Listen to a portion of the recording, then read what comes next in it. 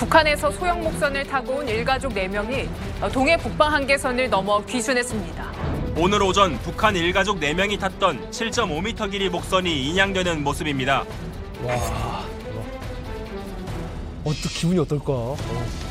아무리 봐도 저게 한국 배는 아닌 것 같더라고요. 가서 이래 보니까 북한 배예요. 자기가 우리 배 저 앞에 저기 오더니만 모야줄을 거는 거예요. 북에서 왔나 보니까 처음에 대답을 안 하더라고요. 북한에서 왔어요. 우리.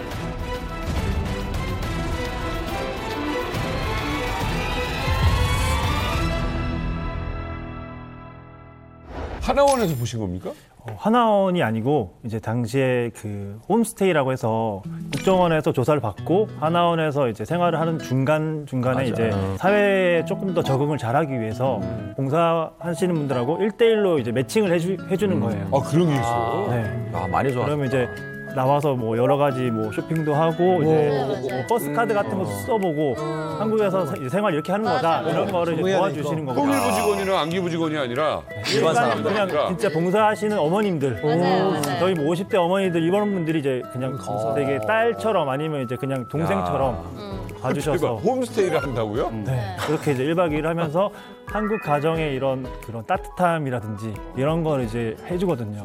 취재를 하게 된 건 원래 이분들을 처음부터 하겠다는 건 없었고 장관님도 있긴 한데 이제 이 문승현 차관님이 작년에 이제 오셨거든요. 외교부 원래 출신이신데 네. 부처에서는 그 차주 일정 같은 것들을 이제 공개를 해줘요. 무슨 차관, 뭐 하나원, 뭐 탈북민 만남 이렇게 했을 때 뭔가 이거는 작년에 이제 탈북하신 분들이 워낙 없다 보니까 그렇지.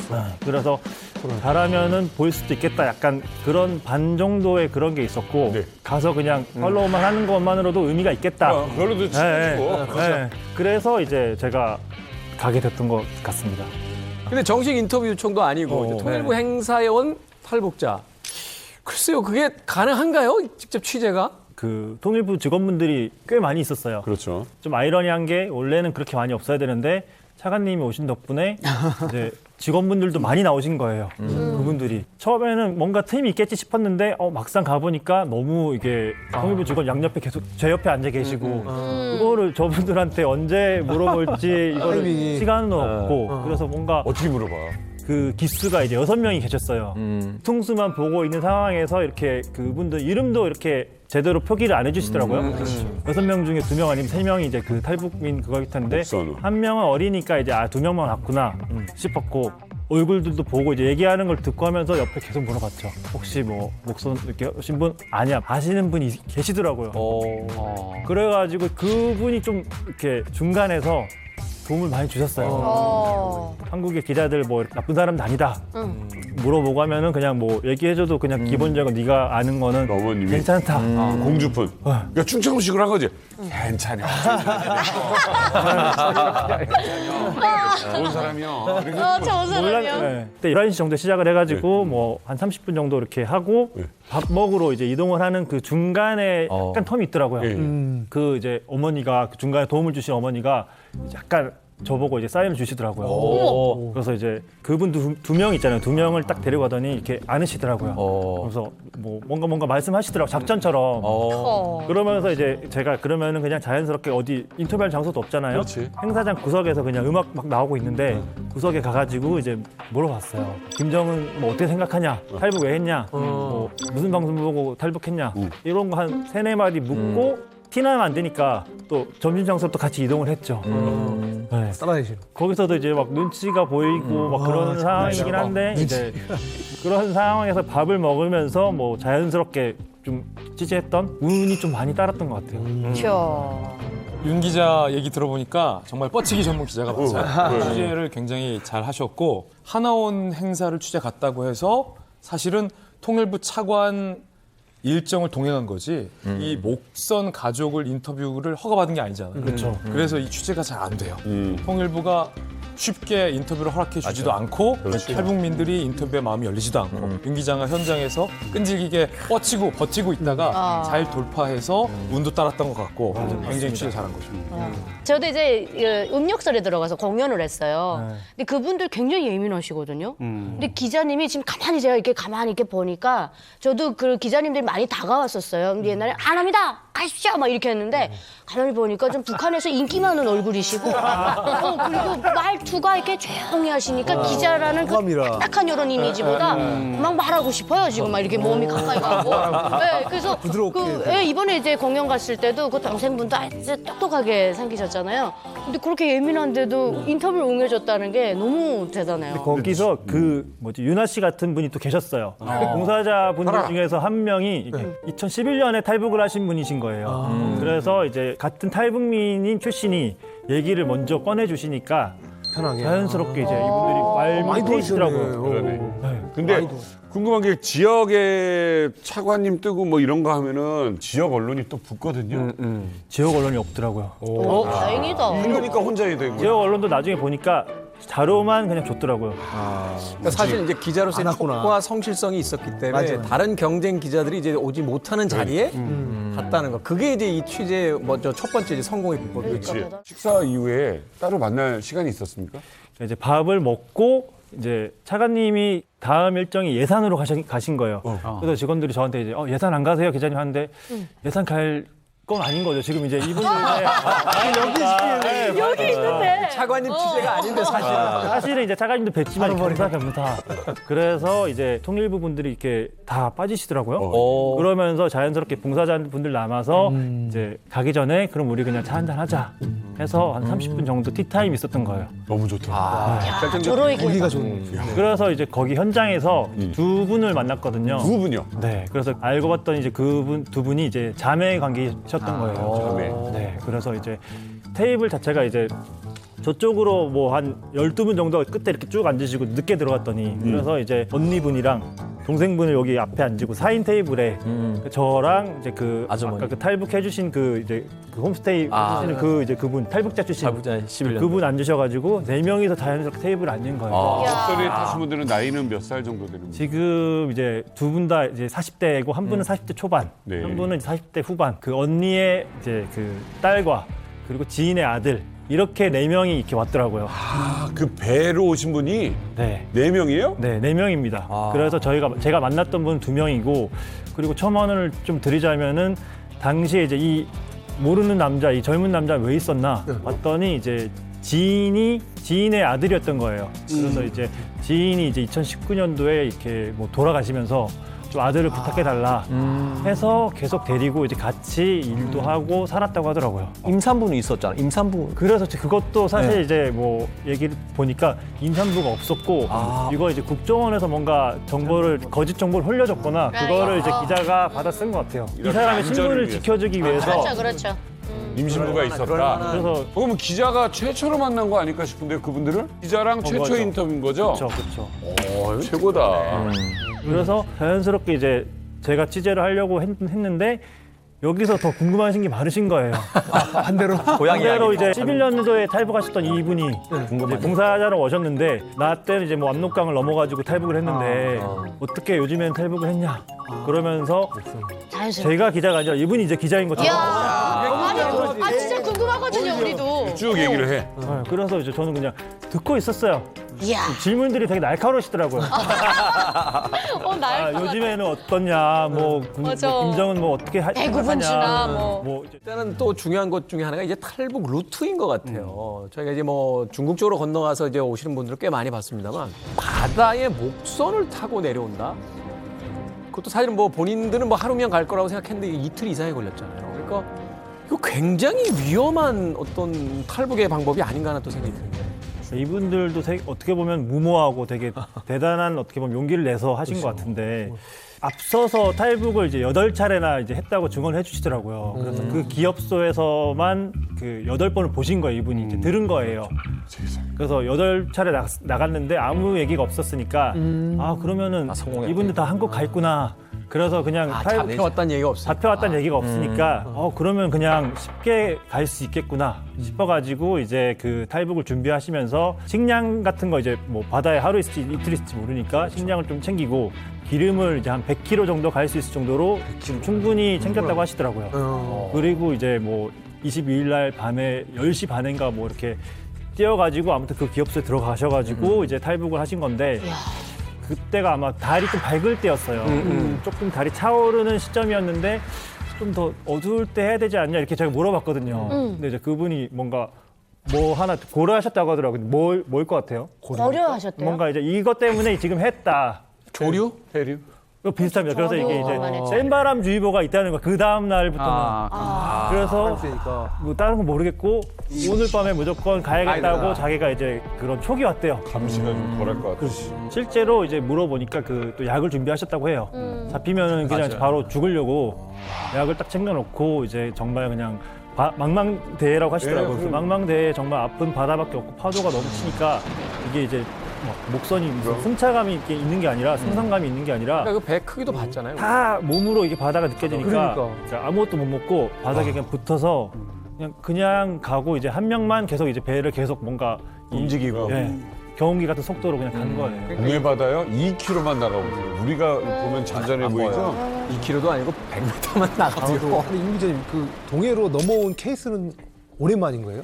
이게 이제 2019년도에 이제 우연히 아마 넘어왔다가 돌아간 케이스가 있을 거예요. 맞다. 그래서 그분들 이후에 4년 만에 넘어오신 거죠. 네, 이분들이. 사실 이게 성공했으니까 사실 다행인데 지금 생각해 보면은 33시간을 계속 이렇게 거기서 바다에서 이렇게 했다는 거 아니에요? 돌아다니다가 야, 진짜 위험. 사실은 이게 4년 만이다라는 건 성공한 게 4년 만인 거고 그렇죠. 그 중간에 어쩌면 무수히 많은 시도가 있었을 텐데 사실은 여기까지 오지 못하신 분들도 있을 거라는 얘기죠. 그러니까 사실 그러니까 이분들 같은 경우 너무 느리게 갔기도 했고 실제로 이제 그 북방 한계에서 넘어오기 직전까지도 계속 이제 뒤에서 이런 이제 프레쉬가 비치고 뭔가 이제 찾으려고. 쫓아오고 있다는 그런 느낌이 계속 들더래요. 모터는 있는 배였어요? 모터가 있긴 한데 이게 이제 거의 경운기에 있는 그냥 되게 낡아 빠진 성인이 걷는 것보다 느리게 오는 거의 5노트 이하. 그렇죠. 네. 천천히. 보통 이렇게 목선 타고 탈북하면 경비정이 따라 붙거든요.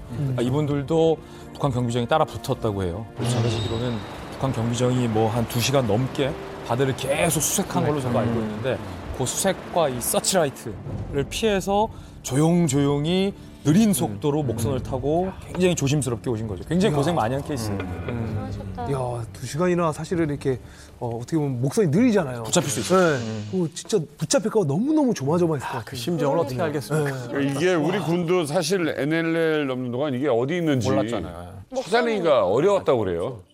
목선의 높이를 해봤자 1, 2m거든요. 파도가 치는 사실은 보이질 않고 레이더에 걸리지도 않고 사실 바다에 딱 가보세요. 다 보일 것 같아요. 안 보이죠. 전혀 안 보입니다. 그러니까 북한에서는 2시간 동안 찾았다 그러잖아요. 목적의식적으로 찾아도 못 찾는데 우리라고 그걸 찾을 수 있겠습니까? 그래서 사실 그들도 못 봤고 당연히 우리도 못 봤고 그래서 이제 우연히 그 장소를 하던 우리 어선에 의해서 발견된 거죠.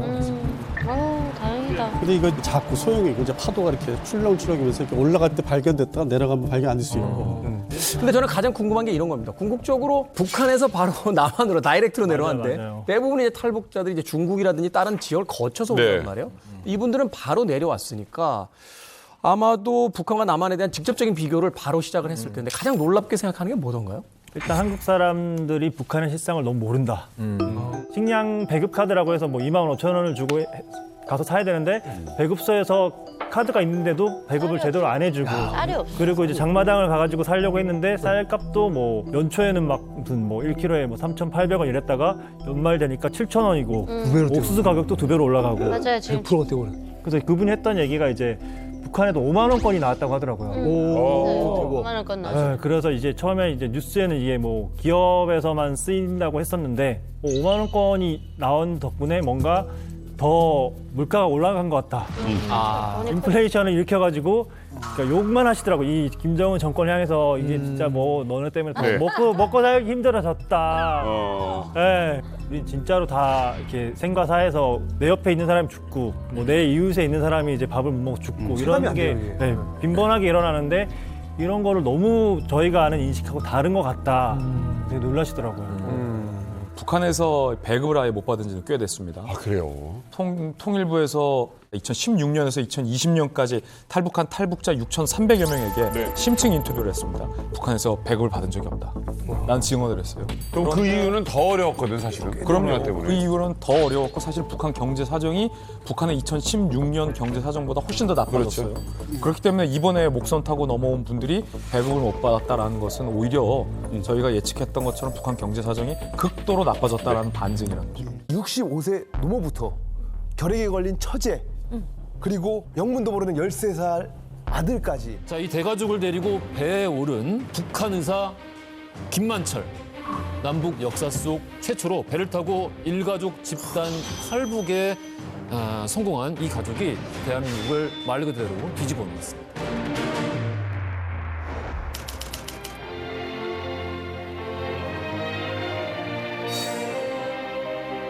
이야, 오랜만이다. 진짜 오랜만이다. 춥고 어두운 압제의 땅 북한을 탈출한 김만철 씨 일가족 11명이 마침내 서울에 도착해 자유를 찾았습니다. 따뜻한 남쪽 나라. 그래서 사람이 마음 놓고 살 수 있는 자유의 나라에 살고 싶다는 소망을 안고 참조국에 안긴 동포들입니다.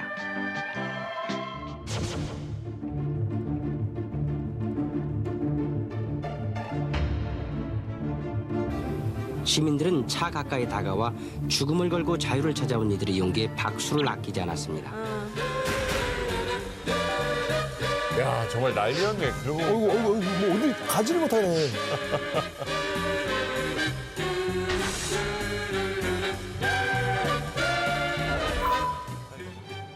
자, 이때 기억나는데 김만철 일가의 인기가 정말 장난이 아니었습니다. 네, 뭐 지금도 북한에서 한국에 들어오시는 분들 그 대충 기간을 1년에서 3년 정도 걸리거든요. 그런데 이분들이 일가족 11명이 청진항에서 배를 타고 불과 24일 만에 온 거죠. 그랬구나. 근데 이 아까도 뭐 스토리텔링이 있잖아요. 그냥 조그만 가족 이게 아니라 11명이거든요. 대가족. 그렇죠. 처가까지 해가지고 거기다가 군함 50톤짜리 군함을 빌려가지고 항해를 해서 오고 그다음에 따뜻한 남쪽 나라로 가고 싶다라는 스토리텔링까지 하니까 이게 흥행성이 있는 거죠. 그렇죠. 그래서 아까 뭐 보셨죠 영상에서 막 헬기까지 띄워가지고 해서 이분들이 그 배 안에서 지내는 과정을 갖다 거의 그냥 트루먼 쇼 맞아요. 수준으로 중계를 했거든요. 뭐 어떤 트러블이 있었다, 누가 뭐 단식을 한다까지 다 중계를 했던 겁니다. 그래서 국민들이 정말로 매번 뉴스 틀 때마다 이제 그 장면들을 보게 되고 일가족이 살아가는 모습들을 거의 실시간으로 중계하듯이 보게 됐죠. 자, 김만철 가족에게 제2의 인생이 시작된 그날, 오늘의 시크릿 코드 1987년 1월 15일 김만철 일가를 태운 배가 자유를 찾아서 남쪽으로 떠났던 그날 반대편 해상에서는 한 척의 배가 북으로 향하고 있었습니다. 뭐지? 월북인가?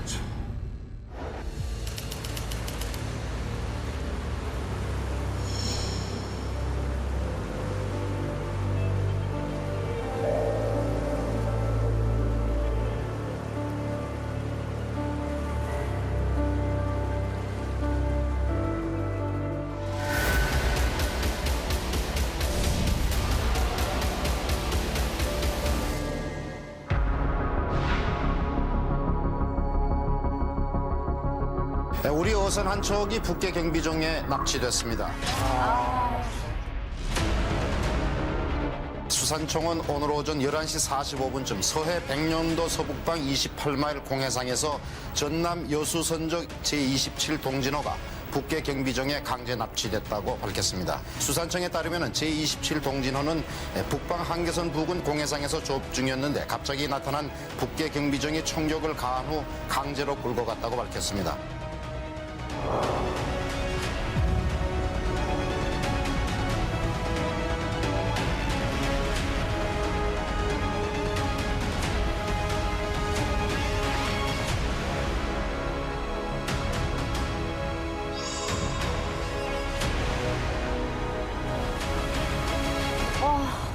시크릿 코드 1987년 1월 15일입니다. 네. 이름이 또 동진호네. 자, 1987년 1월 15일에 이 두 척의 배는 운명이 너무나도 갈리죠.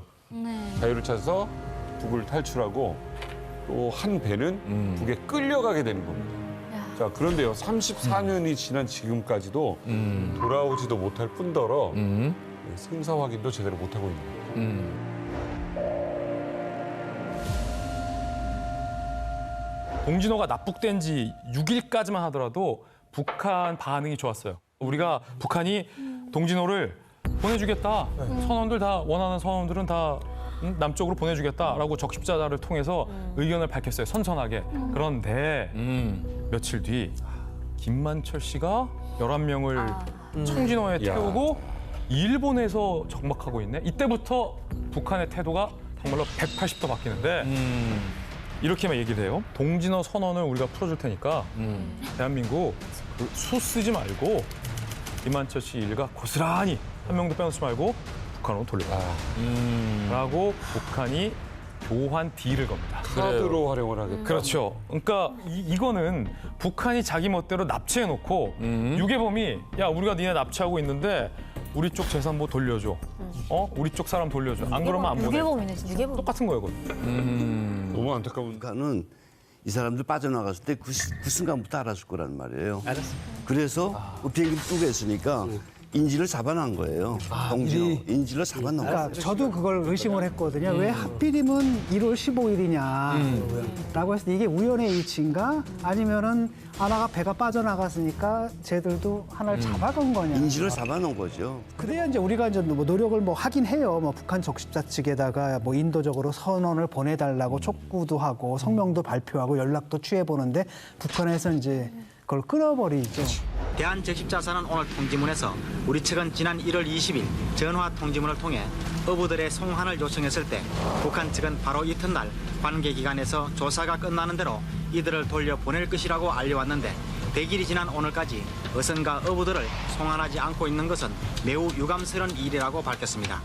그러니까 의례적인 그건 프로토콜이에요. 진 교수님이 정확하게 지적하셨는데 이건 프로토콜이에요. 그냥 과정상, 기계적인 과정이에요. 돌려보내라고 성명하고 적십자 통해서 북한에 기별 넣고 북한이 그냥 응답 안 하고 이건 그냥 프로토콜이에요. 어쨌거나 국가의 존재 목적은 국민을 보호하는 거거든요.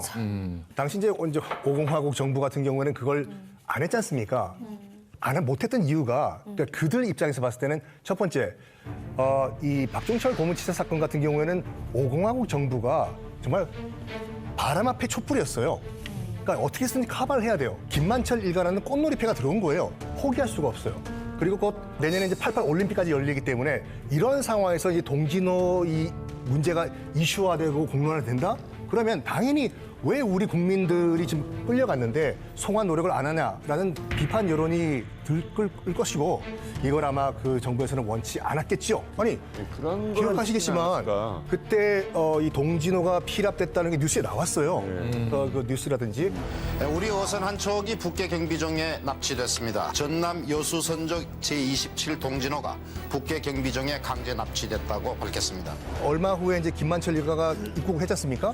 싹 사라졌어 동진호에 관련된 뉴스가. 그리고 뭐 민간이든 정부 차원이든 이 동진호 관련해서는 34년을 계속 이야기를 해요. 그러나 묵묵부답인 거죠. 지금 생각해 보면은 한쪽은 뭐예요? 그냥 자진해서 넘어온 거고 우리는 이제 끌려간 거잖아요. 등가성이 성립하지도 않고. 근데 다른 한편으로 생각하면은 동진호가 납치됐잖아요. 그러면은 안기부라든지 국정원이라든지 이런 데서 생각할 때는 스토리가 뻔히 그려지지 않아요? 그다음에 분명히 이런 사건이 나중에 알려졌어. 김만철 일가가 너무 따뜻한 남쪽 나라로 가고 싶어 하네. 근데 우리는 우리 쪽으로 데려오고 싶어 하네. 라고 하면 북한이 분명히 조건을 걸 거라는. 그러니까 사실은 그때 이런 문제는 좀 조용하게 처리해서 이들을 갖다가 그냥 한국으로 가게 한 다음에 그다음에 뭐 동진호 선언들을 받은 다음에 그다음에 그분들을 갖다 나중에 설득을 해서 한국으로 돌아오는 서두르지 않고 그렇죠. 한 2, 3년 후라도 그런 가능성은 없었을까 하는 아쉬움이 좀 남아요.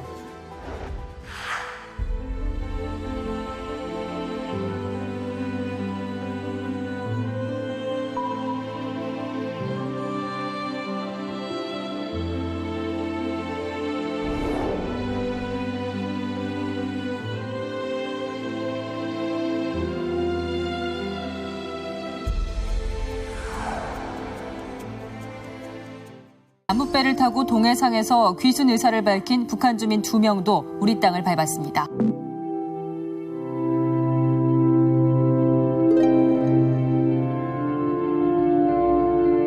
박명호 선생님, 표류로 대한민국까지 온다? 이게 쉬운 일이 아닐 텐데요?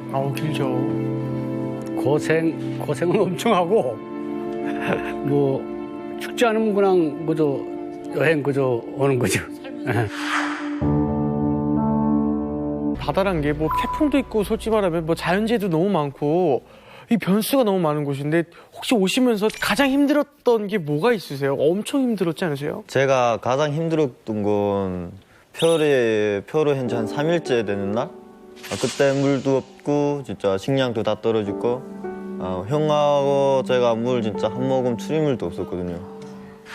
그때 제가 진짜 가장 힘들었고 그때 힘들면서 진짜 눈물을 막 흘리니까 서춘 형이 저한테 말을 하더라고요. 우리 둘이 있으면 무조건 살아서 돌아간다. 이 말에 제가 엄청 많이 힘받은 것 같아요. 진혁 씨 좀 결례되는 말 같지만 생존이 걸린 문제니까 여쭤볼게요. 진짜 갈증이 났을 때 소변을 받아 마실까라는 생각을 저는 받아 마신 적이 있습니다. 있죠. 이게 사실은 목숨이 왔다 갔다 할 때는 그 소변 한 방울도 아껴야 되는 거잖아요. 그게 제가 3일차 때 종목이 마를 때 밤에 혼자 나가가지고 형 몰래 먹은 적이 있습니다. 얼마나 고통스러웠습니까? 갈증이라는 게. 앞에 보이는 게 맨 순 바다. 그 바닷물을 먹으면 진짜 바닷물도 막 퍼먹고 싶어가지고 막 손을 엿다 꺼냈다 한 적도 많아요. 근데 그 바닷물을 먹으면 더 갈증이 더 심하기 때문에 먹진 않고 그냥 밤에 형이 그냥 있을 때 그냥 침실에 있을 때 제가 그냥 밖에 나가가지고 너무 목이 타니까 그냥 그때 당시도 제가 제어전물을 왜 받아 먹었는지 생각이 안 나요. 그냥 갈증이 타니까 먹었겠지.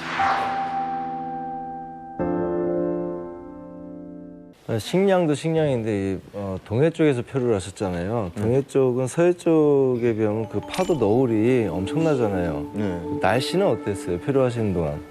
제가 4일차 때 그러니까 표류한 지 4일 됐을 때 파도가 안 좋아가지고 그냥 물을 뽑아 먹고 가서 또 배에 물 차면 또 물 퍼내고 하고 있는데 그날에 저녁이 됐어요. 저녁이 됐는데 쉬다가 뭐 꽝 하고 소리 나가지고 형하고 밖에 일어나가지고 나가보니까 배에 물 절반 남았은 거예요. 대박. 그때 당시 한 번만 더 들어왔으면 저희는 그냥 죽었다고 생각했는데 하여간 파도가 그다음엔 덮치지 않더라고요. 네, 근데 막 물을 푸는데 무리가 포안지는 거예요. 그냥 그 상태에서 있는 거예요. 그래서 너무 안타까워가지고 형하고 둘이 있다가 뗄 거만 놔두고 나머지 다 버리자 해가지고 저희 컴프 잠수기제를 다 싼 걸 다 버렸어요. 버리니까 배가 좀 떠올라가지고 그 물 푸는 거를 둘이서 그냥 2시간 동안 본 것 같아요. 그 물을 절반 찬물을 깨끗 다 뽑았거든요. 그렇게 하고 들어왔는데 옷이란 건 다 젖은 상태. 표로 쭉 가다가 앞에 보니까 저희 표를 밀리는 쪽에 보니까 이렇게 갯대라고 홍게대라고 있는데 여기선 우리 북한에서는 홍게라고 하는데 여기선 대게라고 하거든요. 예. 진짜 큰 게 거기가 두리들이 이렇게 쫙 나서 있어요. 그거를 탁 때를 잡았는데 발견했어? 네, 때를 잡아가지고 탁 잡고 있었는데 그거는 또 인력으로도 못 들어요. 못 들어요? 네, 그거는 큰 배가 와서 양망이가 끌어올려야만 들 수 있는 거예요. 진짜. 근데 그게 생각지 않게 그 표식판을 봤는데 강원도 뭐 이렇게 해갖고서 한글로 쓴 거예요. 오마이갓. 살았다. 근데 문제는 제가 그 대게를 잡으러 가봤거든요. 배 타고 2시간에서 2시간 반이에요. 그러니까 굉장히 먼 바다예요. 네, 맞아요. 그렇게 하고 있는데 강원도 거기로 해갖고 야, 분명 북한이다. 나는 북한으로 전역했는데. 강원도. 맞다. 형은 애기 북한이 아닌데? 그러면 홍게도 쑥 돌아오는 거 보니까 전화번호 다른 거예요. 전화번호 북한에 191에 195거든요. 북한 전화가. 근데 이거는 010이에요. 이상하다 하고서 있다가 야, 이거 분명 어딘지 모른다. 이제는 이거 잡고 있으면 우리는 산다 하고서는 그냥 탔어요. 근데 또 멀기 하다가 또 덮친 거예요. 어떻게 파도가 덮치냐. 야, 머리끝부터 그때 당시는 약간 옷 좀 말렸다 했는데 머리끝부터 밖에 또 타졌은 거예요. 한겨울에. 이렇게 와다 또 물 다 푸고 있었는데 미치겠다. 앞에 나가 보니까 그 때가 완전 족살에 바스러져가지고 없어진 거예요. 그 때 자체가 끊어진 거예요. 때가 없으니까 우리가 멀기를 맞기 시작한 거예요.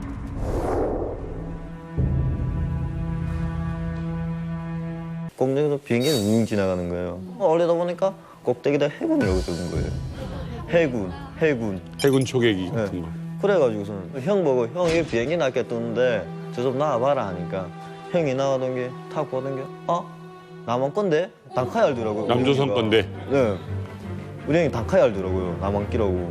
그래가지고 그게 마지막 날 12월 20일 날 그게 오후 한 몇 시쯤 됐다 할까요? 12월 20일? 네. 그 추운데 지금 네. 17일 동안 했으니까 알아 죽은 게 신기해. 그렇게 하고 있는데 가다가 쳤는데 그다음에 배가 휘치는 통에 그다음에 앞으로 딱 서서 보니까 까맣게 뭐 하나 오더라고 배 같은 거 나와가지고 저기 뭐지? 그다음에는 저 뭐지요? 그다음에 보니까 뭐 군인들 쫙 앞으로 쫙 다 서 있더라고요. 무장장비 쫙 한 것도 쫙 가지고 서로. 그다음에 말도 못하고 얼었죠. 형 보고 그냥 손절해가지고 빠져나갈까 형이 또 왜 그래 하고서 또 나왔거든요. 나하고 보니까 그다음에 그 군함이 쭉 들어선 거예요. 그때 저보고 만약에 지금 방송으로 기순하라고 그때 말하는 건데 그때 당시는 저희가 뭐 귀신이란 것도 모르고 뭐 그냥 살려만 주세요 그냥 소리만 쳤지 소리도 치는 게도 그냥 살려만 주세요 이렇게만 쳤지 세게는 못 쳐요. 그 목구멍에 힘이 있겠냐고 17일 굶었는데. 그다음에 했던 게 그다음에 안 되겠는지 군인들이 이렇게 이만한 힘파에다 이렇게 글을 써갖고 났어요. 기순이라고. 근데 저는 못 알아듣지. 분명 기순 맞는데 저기 우리나라 해군들 기순이란 말 좀 쓰지 마세요. 모른대요. 기수는 모른대요. 예. 기순을 했는데 저거 뭔데 하니까 군인이 딱 나오던 게 손을 머리에 얹으라고 그러더라고요. 그래가지고 머리에 얹으니까 그다음에 현경찰서에서 딱 내려와가지고 저희를 몸수색 하더라고요. 그냥 몸만 딱 수색만 하고 매로 저희 현경찰서 올려가지고. 어때요? 처음 손을 내민 게 러시아도 아니고 일본도 아니고 북한 빼도 아니고. 그때는 아무 생각도 없어요. 그냥 제가 그냥 살았다는 생각. 같이 말 통하고 말이 언어 맞고 군인들이 이렇게 있으니까 제가 북한에서 배안 지식하고 완전 다른 거예요. 대해주는 게. 그 배만 해도? 네, 완전 다른 거예요. 올라가니까 투어한다고 저한테 옷 갖다 주고 그다음에는 막 담요 뒤집어 씌워주고 막 그렇게 하고 있었는데 그냥 올라서니까 군인들이 배고프지 않나요? 물어봐요. 배고프다 하니까 조금만 기다려달라고 밥 주겠다고 하면서 했던 게 그다음에 라면 하나하고 밥을 이렇게 갖다 주더라고요. 근데 그 라면이가 여기서는 북한에서 그냥 중국 라면만 먹던 게 여기 한국에 와서 한국 라면을 처음 먹어봤거든요. 근데 그 라면은 진짜 맛있었어요. 17일 만에 먹는 거야? 17일 뛰어가 먹는 맛이니까 진짜 맛있었어요. 근데 지금 또 라면 먹으면 그 맛이 그냥 돌고 있어요. 더욱 강화된 국경 경비와 높은 탈북 비용으로 점점 더 어려워지는 육로 탈북. 고립된 북한 주민들이 선택한 마지막 탈출구는 바로 바다. 북한 주민들의 해상 탈북은 2017년 6월 2달 사이에 2건이나 발생했는데 낡은 목선 하나로 망망대해를 건너다가 거센 파도에 휩쓸려 죽음을 맞이하기도 하는 북한 주민들. 충격! 목숨을 건 마지막 탈출! 해상 탈북 이야기가 지금 공개됩니다. 바다로 탈북하려면 정말 그 어디로 탈북하는 것도 위험하지만 특히나 더 목숨을 걸고 탈북을 하는 것 같은데 이 엄청난 일을 하신 분을 이 자리에 지금 모셨습니다. 봉사자, 본인. 제작진이 무려 5년을 설득한 끝에 드디어 나오셨습니다. 박명호 씨 소개하겠습니다. 목선 하나로 위험천만한 해상 탈북에 성공한 남자 박명호. 해안 경비대와 거센 파도를 뚫고 북한 옹진군에서 대한민국 인천으로 오기까지 그가 넘겨야만 했던 위기의 순간들. 지금은 강원도 고성에서 잠수부 머구리의 삶을 살고 있는 박명호. 그 어디서도 들을 수 없었던 박명호의 영화 같은 해상 탈북 이야기. 지금 바로 이만갑에서 공개됩니다. 합의를 봤어요. 지금. 네. 합의를 봤는데 이제는 이제 행동 계획을 짜야 돼. 행동 계획을 짜야 되는데 시기가 그럼 언제냐? 그걸 이제 정해서 보니까 겨울이 좋아요, 사실은.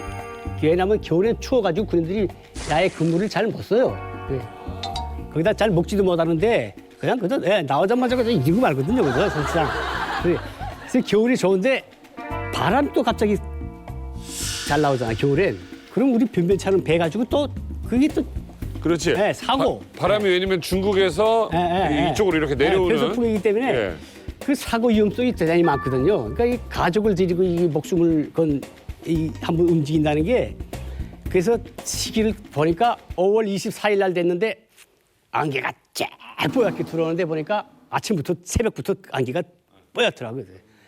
그래서 보니까 2, 3일 동안 갈 수 있는 안개더라고 딱 보니까. 그래서 이날 낮에 움직여야 된다. 낮에. 다시 그 낮 1시에 딱 출발했어요. 하도 그 좀 지위가 있으니까 우리는 이제 그를 낮에도 이제 배를 움직일 수 있는 그런 사전에 포석을 다 해놨으니까 움직여서 빠져나왔지. 나와서 저기 그 섬 옆에 가서 이제 숨었어요. 낮에. 건물 하나 탁 쳐놓고. 근데 그 섬마다 이제 군인들이 있기 때문에 섬에서 가장 먼 거리를 우리가 이제 뚫고 지나가야 되거든요. 가까운 거리를 가면 이제 자꾸 발견될 위험성에 있고. 그래서 일단 배 마우라를 이제 다 이제 잘라서 위로 올라가게 했어요. 배 보니까 배 마우라가 저쪽에 배 있는데 배 쪽으로 딱 향할 때 탕탕탕탕 소리가 딱 들리고 여기 각도만 약간만 딱 해도 소리가 전혀 안 들리는 거예요. 그래서 대박이다. 배 마우라 잘라서 꼭대기로 올리고 그 마우라 주변에 이불 가지고 다 덮었어요.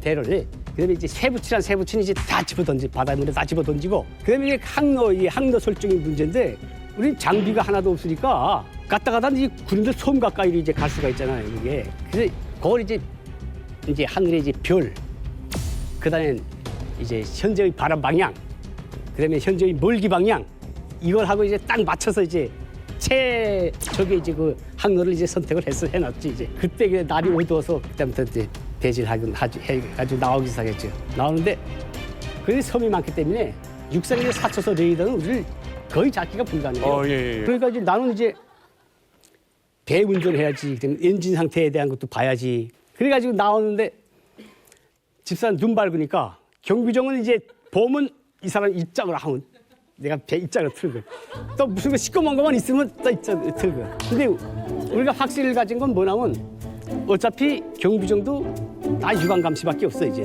어차피 육안끼리 보면 우리 집사람이 눈이 더 좋은데다가 이민근대 보초병이 누가 눈이 초롱초롱해 보는 보초병은 한 명도 없어요. 그냥 그래서 사모님 어떻게 보고 있던가요, 밖을? 오, 완전히 봐요.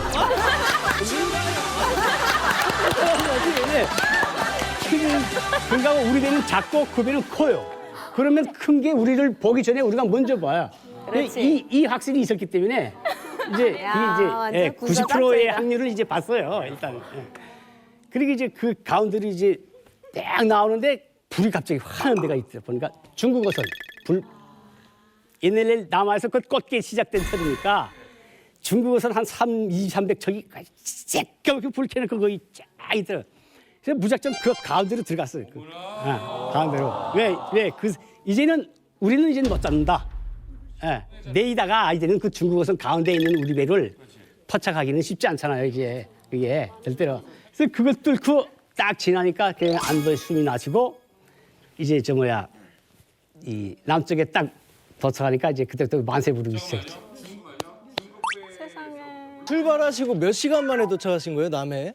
그러니까 이제 25시간 정도 돼요. 25시간 시간으로. 내가 왜냐 그게 낮이 됐는데 섬이 딱 꼭대기부터 딱 보더라고. 안개가 있으니까 오히려 또. 근데 수림이 아예 울창한 거야. 딱 보니까 울창한 수림이 딱 나타나. 북한의 섬들은 나무 한 대도 없어요. 몽땅 나무 원래 있었는데 다 이제 잘라갔어. 섬에까지 와가지고 나무를 이제. 그래요. 그게 달라요. 가까이 갔어. 가까이 가니까 이제 까만 염소랑 이제 떼널고 하더라고요. 섬에 염소 많이 있죠. 까만 염소랑 이제 떼널고 하더라고요. 그래서 일단 이게 배 거기다 댔어요. 배 대고 올랐다가 밥을 해 먹으려고. 거기서? 아주 자수부터 하면 안 돼. 자수부터.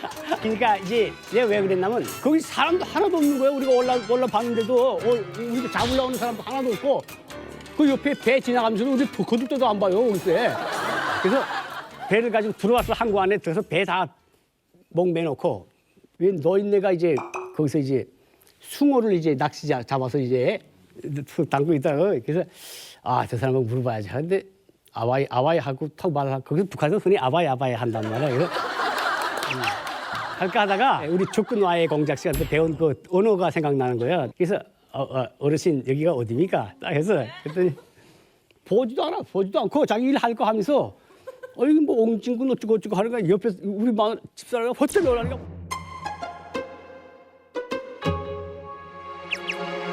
이거 옹진소 왔는데 도로 옹진하고.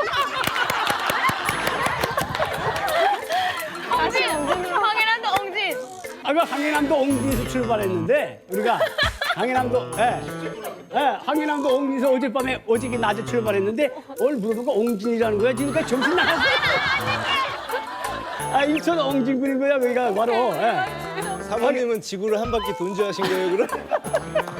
한 바퀴 돌아서 다시 왔다고.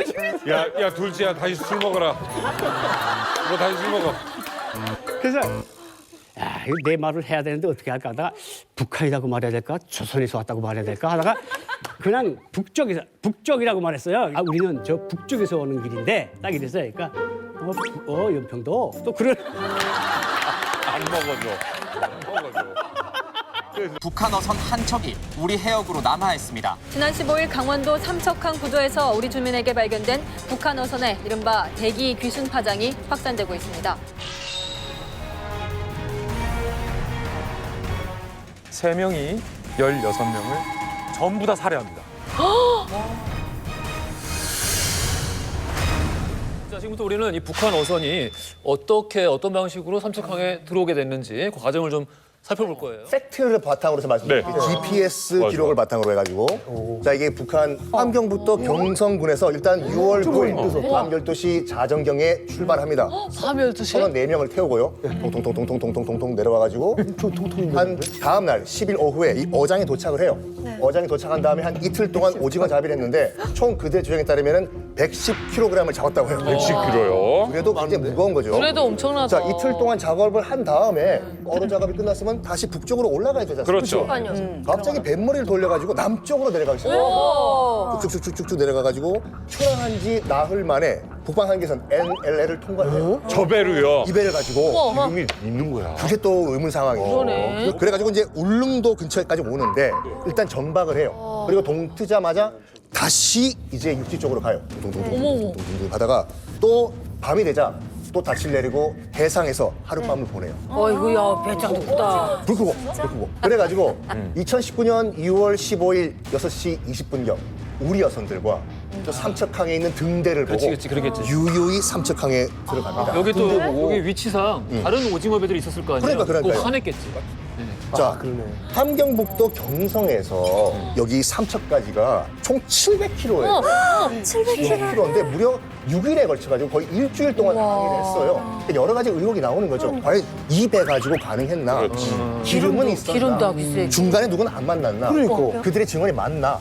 여러 가지 퀘스천 마크가 나오는 거죠. 2019년 6월 15일 삼척항으로 유이 들어온 이 북한의 목선은요. 첫 번째 제기된 의혹이 있습니다. 우리 군은 왜 이 배가 들어올 때 발견하지 못했느냐. 전반적인 해안 경계 작전에는 문제가 없었습니다.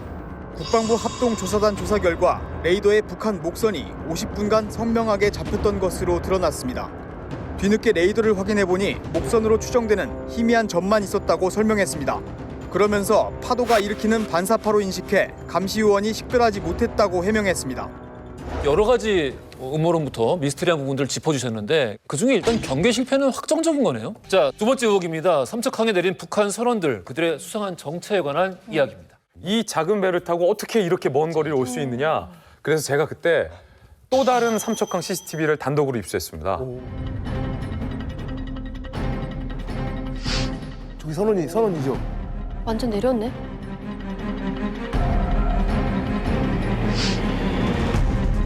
지금 주민이 신고를 하려고 하는 건데 선원들이 신고하려는지 아는데도 여유롭게 바닷가를 서성이고 있는 모습이에요.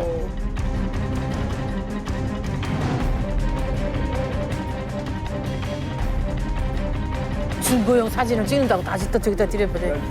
아.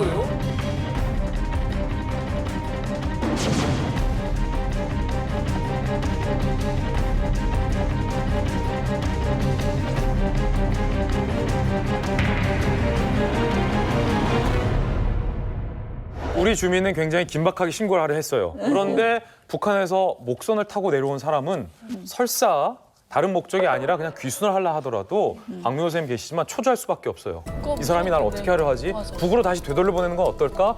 결국 해경이 와서 이 사람들을 인솔해놨고 목선도 통통통통통통 끈이 나잖아요. 근데 이분들의 행동이 너무 여유로운 거예요.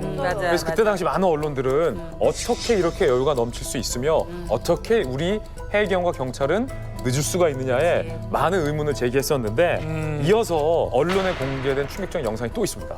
이 북한 선원들을 이번에 우리 주민이 직접 찍은 거예요.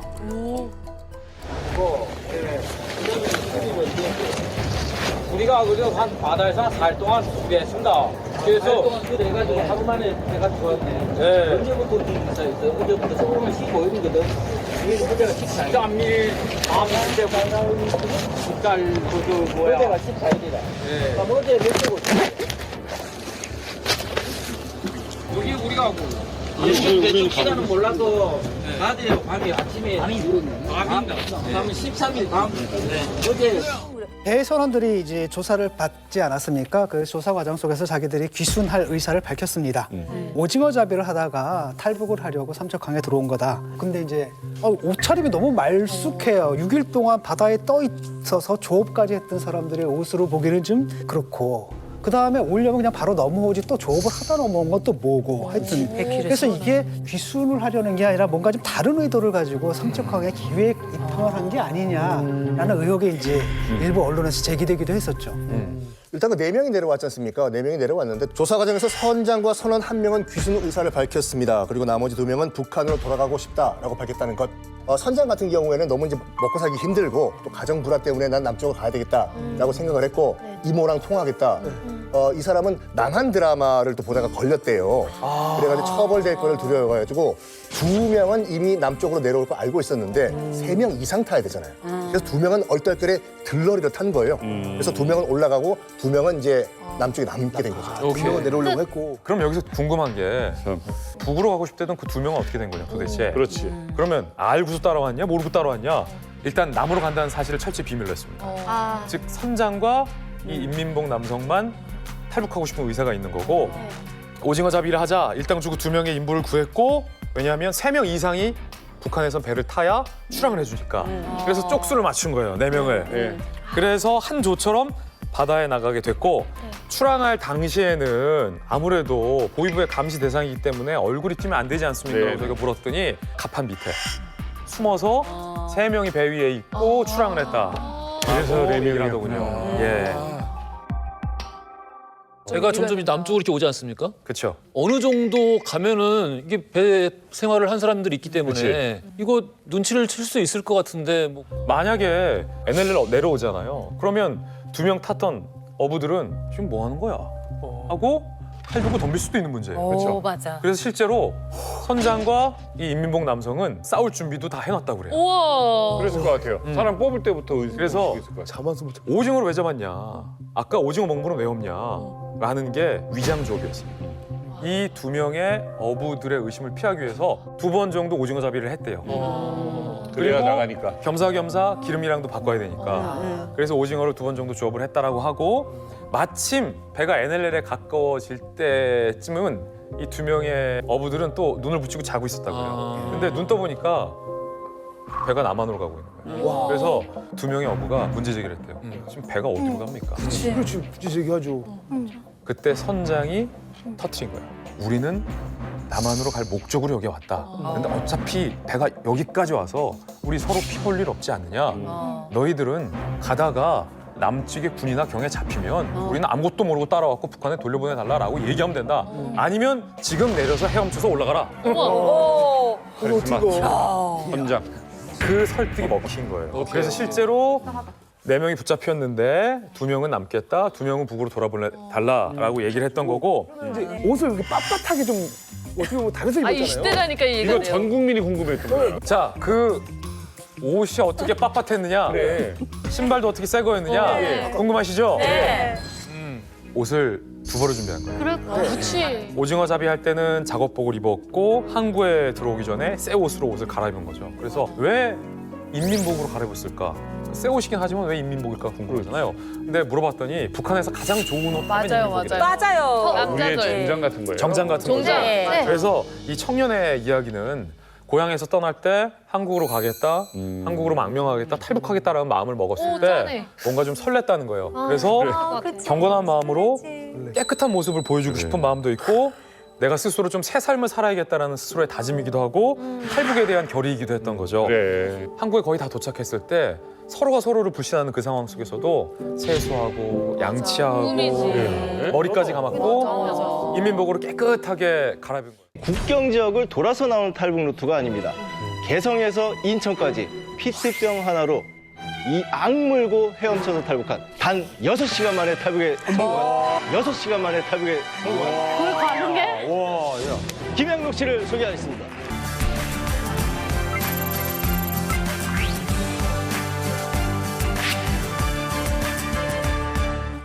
여섯 시간입니다. 도대체 이거를 어떻게 들고 대한민국에 올 수 있을지 깜짝 놀랄 이야기가 지금부터 펼쳐지겠습니다. 총 거리 22.74km고요. 수영하다 걸음거리가 걸음거리도 있어? 약 11km, 수영을 한 거리가 5.74km, 6시간이 소요가 됐습니다. 수영하다 걸음거리는 갯벌을 걸었다는 거예요? 네. 막 갯벌 걷기 힘들 텐데. 6시간 동안 물에 있는다. 희진 씨, 네.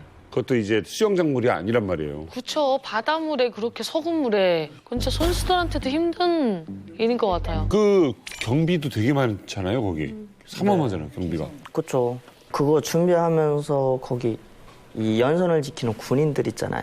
군인들이랑 뭐 밥도 이렇게 같이 먹고 그다음에 북한은 여기하고 달리 좀 많이 개방돼 있어요. 군인들하고 사회 사람들하고 이렇게요. 밥도 얻어먹고 뭐 이런. 얘기도 할 수 있고. 아마 북한 군인들 중에서 그냥 80%가 개인집 다닌다 해도 과언은 아닐 거예요. 맞아요. 있어. 자기 집에. 야, 스폰서 같은. 네네. 그런 게 있으니까 저도 뭐 자연적으로 거기 군인들이랑 알게 됐고 하고 저도 뭐 여기 철책선에는 주로 지뢰를 많이 매설하잖아요. 그러니까 지뢰가 뭐 어디에 어떻게 이렇게 매설되고 뭐 그렇게 하고 한 번은 거기 물속 탐지기라는 게 있는데 거기는 진짜 처음 들어가 봤어요. 근데 초소에 사신용의 고사기관총 있죠. 이렇게 보는 거예요? 두 발이 이렇게 뻥긋뻥긋 이렇게 교대. 그 갑자기 몇 발이 와라랑 이렇게 나가는 거예요. 이게 무슨 소리지 그랬는데 시스템에 의해서 자동적으로. 자동으로 나가요? 네. 뭔가 사람이 지나가면? 뭐가 지나가면 네. 쏘는 거지. 물돼지가 이렇게 지나가는데 물돼지가 잠수박 이렇게 비슷하잖아요. 어둠에 뭐 쇠붙이가 붙어있는지 하여튼 금속 붙이가 있었던 것 같아요. 그걸 발견하고 그냥 그 자리에서 싼 거예요. 그거 딱 포착되니까. 뭔 소린가 했더니 후에 술 마시면서 하는 소리가 이 물속 탐지기라는 게 물속을 비칠 수가 없잖아요. 그렇죠. 강 양쪽에서 이렇게 팔을 쏴서 그렇죠. 금속 부치를 찾아내는 거죠. 그래갖고 그냥 걸리면 그 자리에서 이렇게. 자동으로. 그래서 벗고 가셨구나. 네, 그런 거를 이렇게 알아갖고 그래서 제가 나올 때 그래도 도움을 많이 받았죠. 그래서 저희 어머니가 돌아가실 때 금반지라 그래야 되나? 거기선 진짜 비싸죠. 그거 하나는. 그치, 금반지 비싸. 그걸 못 가져 나왔어요. 탐지될까봐. 근데 항록 씨가 보니까 진짜 계획이 다 있었던 것 같아요. 근데 진짜 만반의 준비를 한 것 같은데 그래도 오면서 위험했었던 적이 있었을 것 같은데. 2번 있었죠. 두 번이나? 네. 어떤 거? 제가 형을 한참 쳐서 쫙 이렇게 내려오는데 초소 그 물속 탐지기 있잖아요. 거길 딱 통과해야 되는데 초소 양옆에 탐조등 있잖아요. 걔네들이 이렇게 교대로 쫙쫙 훑어요. 영화 같은 거. 이게 뭐예요? 저 그때처럼 진짜 무섭고 아슬아슬한 건 처음이에요. 첫 번에 들어섰을 땐 추웠거든요, 엄청. 들었는데 10분 만에 10분도 채 안 돼서 당장 나가고 싶어요. 물돼지 죽는 걸 봤잖아요. 네. 자동으로 막 나가가지고. 네. 웨이 같은. 그 소리를 딱, 아니 그 생각이 딱 드는 순간에 완전 아마 그때 저 이렇게 보면은 제 온몸에 털이 다 이렇게 섰을 것 같아요. 맞았어. 이렇게. 근데 멈출 수도 없잖아요. 저는 물이 내려가는데 강물이 이제 흘러 내려가는데 멈출 수도 없고 근데 쫙 내려가는데 쫙 이렇게 흘더니 저인데 이렇게 싹 스치고 지나갔거든요. 그 영화 같은 데서 보잖아. 그래서 어휴 딱 했는데 다시 불빛이 다 저한테로 오는 거예요. 오 마이 갓. 그래서 뭐 할 수 없으니까 그냥 그 자리에서 이렇게 물에 들어가가지고 페트병에 끈 있잖아요. 끈을 이렇게 해서 손으로 그냥 잡고 같이 이렇게 손으로 이렇게 밀었거든요. 근데 강물이라는 게 그렇잖아요. 이렇게 물체에 뭐가 더 하나 이렇게 덧붙여지면 이 밀려 내려가는 힘이 더 세지잖아요. 제가 그냥 내려올 때는 그렇게 빨리 내려가는 걸 못 느꼈어요. 근데 물에 들어가는 순간부터 전 길어봤어요. 20초밖에 안 됐을 것 같아요. 근데 한참 지나온 거 있죠. 아, 물 속이 더 빠르구나. 네, 그래서 한참 내려오는데 임진강이죠, 임진강. 임진강, 한강, 그 예선강이 합쳐지는 거 하류 목재죠. 이렇게. 근데 거기 딱 들어서는 것부터 물이 저하고 역행을 하는 거예요. 그다음. 그러니까 저는 가로질러 와야 되는데 물은 그냥 이렇게 내려가는 거예요.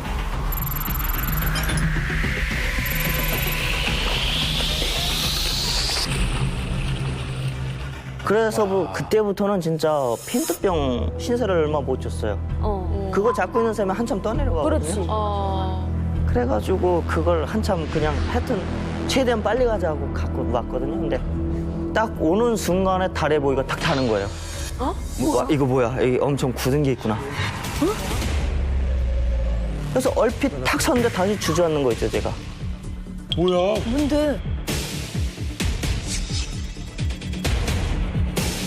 뭐야? 뭔데? 뻘인 거예요. 에? 뻘. 뭔데? 뻘인 거예요. 에? 뻘. 뻘. 아. 뭐라고? 육지. 아, 땅바닥이었구나. 육지. 뻘이 닿는 순간 저로서는 진짜 안도있음이 딱 내쉬는 거예요. 근데 그때부터 뛰다시피 했어요, 진짜. 뛰기도 힘들 거 아니에요. 네, 저는. 팔막 빠지고. 근데 저희 아버지한테서 그런 소리를 들은 게 있어요. 뭐? 모래는 물이 빠질 때는 단단해도 물이 들어올 때 푹쑥쑥 빠진다고. 아, 맞다. 그래서 그때 현 상황은 뭐예요?